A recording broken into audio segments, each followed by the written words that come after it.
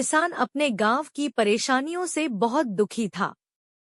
किसी ने उसे अपने दुखों के निवारण के लिए बुद्ध की शरण में जाने को कहा, जो कुछ दिनों के लिए यहाँ से कुछ दूर एक गांव में आया है, वह निश्चय ही तुम्हारे सब दुखों का निवारण करेगा।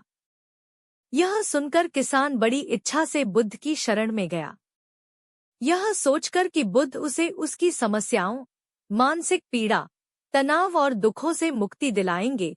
वह बुद्ध के पास पहुंचा।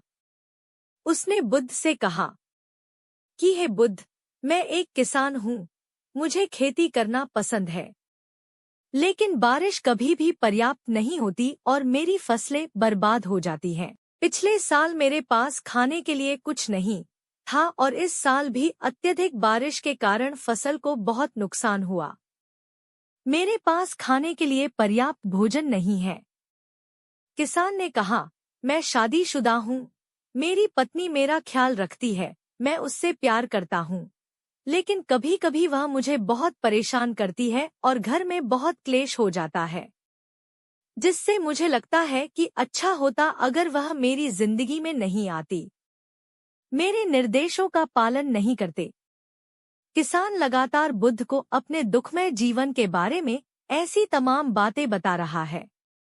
बुद्ध उस दुखी किसान की समस्या को ध्यान से सुनते रहे। अपनी जिंदगी की सारी परेशानियां बताने के बाद जब उन्हें राहत महसूस हुई तो वह चुप हो गए। अब उसके पास बताने के लिए कोई और समस्या नहीं बची थी। अब वह चुपचाप बैठकर बुद्ध की ओर देख रहा था और अपनी समस्या का समाधान पाने के लिए बुद्ध के उत्तर की प्रतीक्षा कर रहा था। लेकिन बुद्ध चुप थे। किसान ने फिर कहा, हे बुद्ध, मैं आपकी शरण में आया हूँ, कृपया मेरे जीवन की इन समस्याओं का समाधान करें। बुद्ध ने कहा, मैं तुम्हारी कोई मदद नहीं कर सकता। किसान आश्चर्यचकित होकर बोला, अरे, यह आप क्या कह रहे हैं?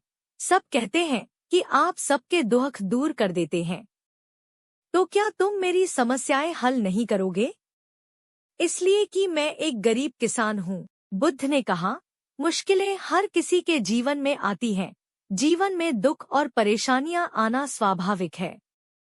व्यक्ति के जीवन में अक्सर उसके कर्मों के अनुसार परिस्थितियां बदलती रहती हैं, जिससे सुख, दुख, निराशा और क्रोध आता है।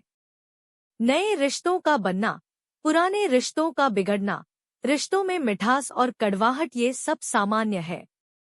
यह जीवन का हिस्सा है और यह जीवन का चक्र है। हकीकत तो यह है कि हम सभी के जीवन में 83 प्रकार की कठिनाइयां हैं। इन कठिनाइयों का समाधान आप और मैं नहीं कर सकते, कोई नहीं कर सकता। जिंदगी और जिंदगी में बनने वाले रिश्ते स्थिर नहीं होते। एक दिन रिश्तेदार भी चले जाएंगे और जिंदगी भी खत्म हो जाएगी। लेकिन ये समस्याएं वैसे ही रहेंगी जैसे आज आपकी जिंदगी में हैं और कल किसी और की जिंदगी में होंगी। इस पर किसान अपना नियंत्रण खो देता है और क्रोधित हो जाता है और ऊंची आवाज में बुद्ध से कहता है कि हर कोई कहता है कि तुम्हें एक महात्मा, एक सिद्ध पुरुष, एक प्रबुद्ध व्यक्ति होना चाहिए। महात्मा बुद्ध का यह अद्भुत ज्ञान पाकर किसान संतुष्ट हो गया और उसका मन बिल्कुल हल्का हो गया।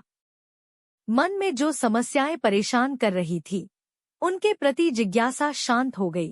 किसान ने अपनी आंखें बंद कर ली और आनंद का अनुभव करने लगा।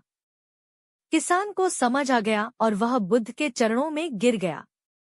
तो दोस्तों, मुझे उम्मीद है कि महात्मा बुद्ध की इस कहानी, बुद्ध प्रेरणादायक के माध्यम से आपके जीवन की कई समस्याएं समाप्त हो गई होंगी।